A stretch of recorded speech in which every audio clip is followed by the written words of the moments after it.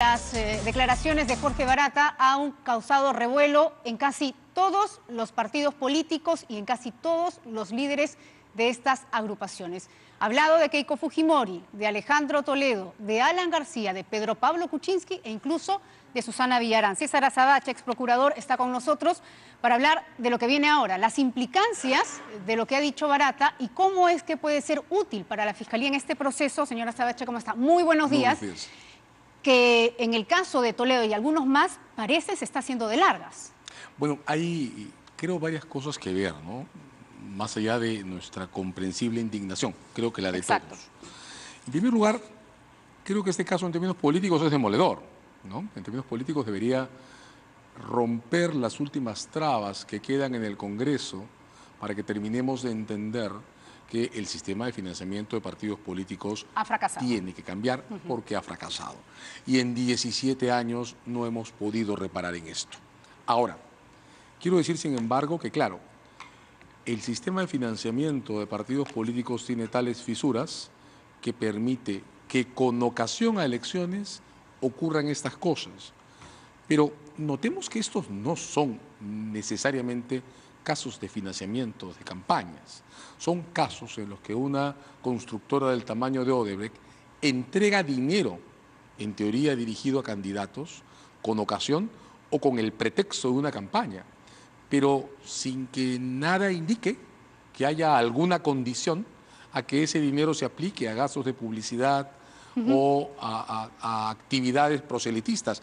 De hecho, si uno mira la estructura de estas declaraciones, nota que cuando Odebrecht quiere sostener una campaña directamente, pone un comunicador y Así lo es. pagan ellos. Lo hace a través de un nexo, ¿verdad? Lo dice muy bien también hoy día Fernando Tuesta Soldevilla en una editorial del Comercio de que Exacto. esto es una modalidad de apoyo que se ha venido dando durante décadas. Y ha sido Brasil quien identifica las irregularidades Y las el fisuras. delito y las fisuras y el delito de presunto lavado de activos, para que luego el Perú comience a mirar con el mismo interés, bueno, si lo hizo en Brasil con tantos billones, a lo mejor aquí también. Pero lo cierto es que los partidos políticos no declaraban ese apoyo, lo ponían en un ítem de inversión privada, presupuesto privado, dádivas, donativos, y nunca se preguntó ni se observó con más interés si es que esto era o incurría en un delito. Has puesto el tema en su exacta dimensión. Como en el Perú las contribuciones para campañas son informales, Odebrecht aparece y utiliza esa fisura para inyectar fondos hacia partidos políticos apostando a reclutar al gobernante. Eso no es financiamiento de campaña. Así es. Eso es pura y simple adhesión corrupta. Es una inversión a futuro. Exacto, un soborno encubierto, un pacto de solidaridad compartida, Ahora, que convierte a candidato casi en un socio. Así es, ¿verdad? hablemos precisamente sobre eso. Vamos a partir de lo que ha dicho Barata y que ha corroborado mucho de lo que declaró Marcelo Odebrecht en su momento. Comencemos por Alan García. En el año 2006, según información que ha brindado tanto Barata como Marcelo Odebrecht, se le brindó una ayuda para su partido de $200.000, ¿verdad? Un donativo. A través de Alba Castro. A través de Luis Alba Castro. Lo cierto es que posiblemente sea, además de Kuczynski, de los candidatos más complicados porque se trata de un candidato que logró ser presidente. Sí, ahora, sin embargo, déjame hacer un previo. Hay una serie de elementos en estas declaraciones que ponen puntos comunes y muy fuertes puntos de distancia. Creo que no se puede tomar todas como un solo paquete. Déjame reparar un poco en un esquema posible. El caso más avanzado que tenemos indudablemente es el de Ollantumala. Así es. A punto de llegar a juicio con un juicio que está esperado hace medio año, pero que supongo que con esto ya puede ser gatillado, ¿verdad? Tendría. Por favor, ya no más. Ahora, ¿qué tiene el caso de Ollantumala como características? Una cantidad exorbitante de dinero, 3 millones. Así es. Suena semejante al caso Villarán. Por desgracia, Sí. lo digo así porque la conocí hace muchísimos años, de modo que lo lamento, pero suena semejante al caso Villarán. Ahora suena semejante a la cantidad de dinero que parece haber recibido Jaime Yoshiyama por un canal o por otro. Pero en cantidades de dinero no parece ser lo mismo que se describe para el caso Alba Castro y para el caso Susana de la Puente. Quiero regresar sobre eso. Circunstancias. En el caso de Humala está claro, clandestinidad, una oficina cerrada, que sin duda Barata podrá escribir por dentro en presencia de nadie. Modo de entrega, el caso Humala, en efectivo. Todavía no sabemos cómo se supone que se entregaron todos los fondos de los demás casos. Disposición final, las agendas. Parece que ese dinero no fue directamente al partido, sino que se usó en una serie de otras cosas. ¿En qué se usó los fondos que se está describiendo ahora? Intermediario, en el caso Humala Heredia no hay intermediarios. Exacto. Es posiblemente lo que más les complica a ellos, ¿no? Que es directamente a ellos si no hubo un nexo. Sí. En el caso de Villarán tampoco parece haber un intermediario propiamente dicho. El publicista, aparentemente, ¿no? Pero en contacto directo con, y el publicista sigue siendo parte del entorno de la Organización Brasil, para llamarla de alguna manera. En el caso de Toledo, el intermediario es Avidanón, digamos, que está en la escena del hotel en el Brasil en el 2004, que está en las cuentas de Coteva, de modo que estamos hablando de un subordinado absoluto. Yo no... Pero me permite, ya que estamos haciendo esta retaíla de los nexos y de responsabilidades. Yoshiyama era jefe de campaña de la candidatura de Keiko Fujimori. Entonces, ¿qué dice, por ejemplo, Luis Lamas Puccio? Que quienes recibían ese dinero, podría ser Yoshiyama, pero también lo estaba recibiendo Keiko Fujimori, tenían que conocer el origen ilícito del mismo. Ya, eso es lo que ahora hay que discutir, porque, por ejemplo, me parece indiscutible la relación entre Toledo y Avidanón, de modo que lo que recibe Avidanón es Toledo. Pero en el caso de Yoshiyama y Keiko hay que notar dos cosas. La primera es que la subordinación no es el efecto de una norma o un cargo, es el modo en que se organiza una relación. Y en términos de tradición, de trayectoria, Jaime Yoshiyama ha sido siempre, con el mayor respeto, muchísimo más que Keiko Fujimori.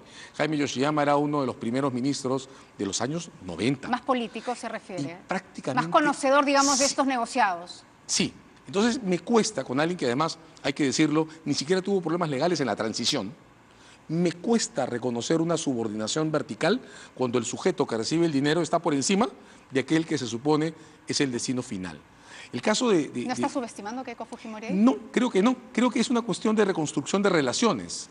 Pero ahí me parece difícil. En el caso del APRA, por ejemplo, hay algo semejante. Claro, Alba Castro es un organizador político nato, pero tiene más tradición política que los candidatos que estaban, pues la señora Mercedes Flores Arauz, entiendo, que los candidatos que estaban postulando a esas elecciones. Entonces, mucho cuidado con el factor subordinación entre el que recibe el dinero y quien se supone es el destino final. Porque hay que ver la real dimensión del subordinado, dice usted. Exacto, y su verdad y su real control por el destino final. Y en ese punto y en esa línea, ¿se le puede encontrar responsabilidad a los partidos y no al candidato? Creo que no. De hecho, insisto en decirlo, creo que este no es propiamente un problema de financiamiento de campañas. Este es un problema de sobornos que se ejecuta, exacto, corrupción simple, pura y dura, que se ejecuta con ocasión a las enormes fisuras que el sistema de financiamiento político tiene, pero que no me parece dirigido directamente a soportar las campañas. O sea, no es que la campaña de Ollanta Humala haya expresado tener $3 millones de un solo donante. Claro, pero está clara la intención de sobornar para lograr algo. Correcto. Lo que está clara es la intención de inyectar fondos para provocar adhesiones que se sostengan a lo largo del tiempo. La gran trampa legal. Noten la enorme sofisticación que parece tener la declaración de Jorge Barata conforme a las notas y resúmenes que se han publicado. Él dice, en el momento en que yo comencé a hacer esto, mis abogados en Perú me decían que esto estaba mal, había que tener cuidado, pero que no era delito.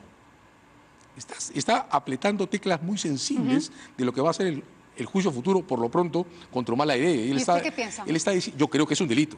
¿Pero es lavado de activos? Yo creo que sí. Yo creo que el lavado de activos se produce, pero hay que decirlo, la Corte Suprema, en la última gran decisión de octubre del año pasado, no llegó a pronunciarse sobre este detalle. Desde mi punto de vista, se lava activos cuando una persona en condiciones de clandestinidad recibe cantidades exorbitantes de dinero, por ejemplo, en efectivo, de una manera que muestra o confirma su clandestinidad, sin preguntar por el origen. Yo creo, y sigo en esto a varios profesores locales incluso, yo creo que las personas tenemos el deber de preguntar por el origen del dinero cuando las circunstancias son tan singulares que llevan o deben llevar a sospecha. Además, hablemos con sinceridad, en el terreno político a los candidatos les interesa mucho acercarse a las empresas que más dinero han inyectado a su campaña. Es inevitable. Porque lo que quieren es que les sigan inyectando dinero. Es inevitable. Entonces uno no va a pensar que el candidato o la candidata no va a querer monitorear quiénes han invertido en ellos o Porque no. necesitan una muralla china para no enterarse. Exactamente. Sin embargo, la verdad es que es muy ingenuo. Por supuesto, y sin embargo hay esquemas institucionales que tienen que neutralizar esa relación. O sea, esa relación es una propensión marginal, por desgracia, innata al sistema político, pero tiene que ser neutralizada. ¿Cómo se neutraliza esa propensión? Bueno, se neutraliza utilizando fundaciones controladas, se neutraliza con reglas de bancarización absoluta, se neutraliza con topes y con procedimientos de aprobación, de manera que, claro, en un sistema que tiende a confundir intereses, haya distancias objetivas que permitan separarlo. Eso es lo que no tenemos y lo que ya nos toca abordar. Sin duda alguna. Quiero hacer un resumen pequeñito de lo que ha declarado Barata para que usted me diga en términos legales quién está más complicado o no. ¿Y qué va a pasar? ¿Y qué va a pasar? Barata le dijo al fiscal Domingo Pérez sobre Keiko Fujimori que entregó 1.200.000 a Yoshiyama y a Bedoya. Dijo también al fiscal Germán Juárez, que está viendo el caso de Ollanta Humala, que entregó $3 millones directamente, ¿no? Que lo hizo a través de una maleta, de un proceso que, bueno, eso es lo que se está corroborando. Dijo Barata que Alan García le había brindado una donación de $200.000 a través de Luis Alba Castro. Luego que con la campaña del presidente Pedro Pablo Kuczynski, aquí ojo, dijo que además fue el único candidato del 2006 al que benefició con un donativo. Sobre Pedro Pablo Kuczynski, que aportó $300.000 para la campaña del año 2011 a través de Susana de la Puente. Ha dicho de Toledo que le dio $700.000 en el 2011 a través precisamente de Abraham Danón. Y sobre Susana Villarán, que aportó por lo menos 3 millones a través del publicista Valdemir Garreta. De acuerdo. ¿Quién lo tiene más complicado? Yo creo que el caso Humala y el caso Villarán son los más claros. ¿Por qué? Son El de Humala claros. lo entiendo, porque ha sido directamente, ya tienen prisión preventiva, ¿no? Y en el de la señora Villarán hay un intermediario que ha documentado los procesos de recepción y redestino de los fondos. Claro, el caso Villarán está más retrasado respecto al de Humala y Heredia porque faltan confirmaciones sobre la aplicación final de los fondos. Yo creo que esto en el caso Humala Heredia debería estar listo. En los demás, mi impresión es la siguiente. Así como Marcelo Odebrecht dijo, esta es mi declaración, pero los detalles los tiene Barata. Así es. Esta vez Barata ha dicho, esta es mi declaración, pero las evidencias todavía las estoy buscando. De modo que ha dejado los puntos suspensivos abiertos. Y la primera cuestión a resolver será, de esta lista de 5 casos, cuáles tienen evidencias confiables de respaldo y cuáles no. Sacando Villarán y Humala, que tienen una mecánica distinta. Ha dicho sobre Pedro Pablo Kuczynski, que él entregó a través de Susana de la Puente, con la cual tuvo conversaciones telefónicas y que puede ser verificado en su registro de llamadas. Exacto, y ahora tiene que entregarlo. Y ahora hay que buscar los registros de llamadas. Los de Susana de la Puente, los suyos, hay que confirmar. Primera cuestión. Segunda, las primeras personas que tienen que dar explicaciones claras sobre estas declaraciones son aquellos que han sido marcados como quienes recibieron los fondos. Yo creo que es mucho más complejo en el caso de Jaime Yoshiyama, por desgracia, porque la cantidad, 1.200.000, ya desde mi punto de vista dentro del rango de esas cantidades exorbitantes en las que sin duda alguna hay que preguntar de dónde viene el dinero. Y ahí hay que saber además de qué forma fue entregado, porque una cosa es confiar en alguien que hace una transferencia de banco a banco, otra es recibir dinero en efectivo en una maleta en un lugar clandestino. Luego hay que confirmar y tienen que responder por eso quienes recibieron el dinero, pues qué hicieron con él. Porque hay que notar, perdón, solo quiero decir esto, hay que notar que uno lava activos cuando recibe dinero en condiciones clandestinas sin preguntar por qué, pero también lo lava cuando lo desvía para inversiones propias o inversiones de amigos o inversiones clandestinas. Bueno, claro, hay una intención de Odebrecht de lavar este dinero y una intención también del partido de esconder este dinero que se ha inyectado. O no del partido, o de las personas que lo reciben, o de sus amigos. Entonces, lo que hay que saber es dónde fue a parar, porque ese dinero puede haber sido lavado también. Pero esta primera parte que corresponde a Odebrecht quería lavar este dinero, no está ya demostrado, porque si el dinero viene de la Caja 2, que es la oficina estructurada, bien conocida como la oficina de las coimas, ese ya es dinero de origen ilícito. Y si se demuestra que viene de ahí, esa parte ya está corroborada. Estupenda pregunta. La cuestión es esta, en los casos de lavado de activos, uno construye el delito en la cabeza de la persona o en la posición, para no decirlo subjetivamente, de la persona que recibe los fondos, ¿de acuerdo? Si uno recibe, voy a poner un ejemplo ridículo, si uno recibe 3 millones, está claro que tiene que preguntar de dónde vienen. Claro que sí. Pero si uno recibe $1, parece que ya no tanto, ¿verdad? Pero si recibes $1 en varias partes. Exacto, de modo que lo que ahora la Fiscalía tendrá que aclarar en base a criterios objetivos y habrá que trabajar precedentes, es decir, $200 y $300.000, que son los que hacen referencia a la percepción de fondos que está atribuida a Susana de la Puente y a Luis Alba Castro, tienen y merecen el mismo tratamiento legal que 1.200.000 o 3 millones de dólares, porque está claro que ripios no son. Y sin embargo son cantidades que, aunque suene extraño e incómodo en el modo en que se mueven los números en nuestro país, son cantidades que parecen semejantes a las que habitualmente recauda alguien que junta fondos entre empresarios que invierten en campañas. De modo que el caso Susana de la Puente y Alba Castro es un caso difícil, o son dos casos difíciles, casos de los que hay que ponderar sin las circunstancias en las que se produjo el dinero y en el modo en que se comportaron los que lo recibieron, el evento representa un caso de lavado de activos o no. Dos ejemplos extremos. Si en el año 2010, principios, Jorge Barata aparece con $200.000, que indica transferir de una cuenta a otra, y quien los recibe los transfiere a una cuenta del partido, pues su comportamiento es neutral. Pero si recibe los 300 en efectivo y no puede dar cuenta que hizo con ellos, estamos hablando de otra cosa, aunque la cantidad no sea equivalente a 3 millones. La Fiscalía tiene que esperar a que Jorge Barata entregue la documentación que corrobore y que se pueda cruzar con sus declaraciones, o la Fiscalía puede apresurar un poco y presionar para que se le brinde. Debe apresurarse un poco, por varias razones. La primera es porque además, si las evidencias existen, pues también lo saben lo que recibieron los fondos. Claro. De modo que si mienten se exponen doblemente, ¿no? Mentir en una situación de este tipo, ocultar evidencia y que luego la evidencia aparezca, puede ser una razón suficiente para incluso detenerlos, ¿verdad? Hablemos de eso, de la mentira, porque las mentiras. Cuando comenzaron a salir las declaraciones de Jorge Barata, que inculpaban tanto a Ollantumala como a Nadine Heredia del recibimiento de este dinero, las otras haciendas políticas comenzaron a, bueno, porque el señor Barata lo ha dicho, es muy certero, es confiable. Ahora, que ha hablado de los otros candidatos, comienzan a decir, ha mentido, ¿por qué creerle? Ese señor puede estar buscando beneficios carcelarios y con ello querer perjudicarnos. Sí. ¿Cuál es la figura del colaborador eficaz que está cumpliendo Jorge Barata? ¿Cómo funciona en realidad, no? Primero, digamos... Claro, ¿puede mentir o no puede mentir? Vamos, en primer lugar, las personas no se parten por trozos, ¿verdad? De modo que a mí no me gusta ese lenguaje que intenta saber si Barata declaró como colaborador o como testigo, o sea... Perdón, o sea, Barata está sujeto a un procedimiento de delación premiada en el Brasil, igual de sincero, que es omnicomprensivo y por tanto todas sus declaraciones tienen el mismo esquema legal de amenazas y de estímulos. La cuestión es que ningún delator premiado o colaborador eficaz o pinditi, como le llamemos, ninguna persona que ha cometido un crimen y tiene un pacto con la justicia es un testigo. Es un declarante que, claro, dice cosas que atraen mucho en términos comunicacionales, pero que dice cosas desde un punto de vista de interés. Es una persona que tiene que conservar sus beneficios. Claro, el discurso sobre si puede o no mentir es el discurso sobre la amenaza, ¿no?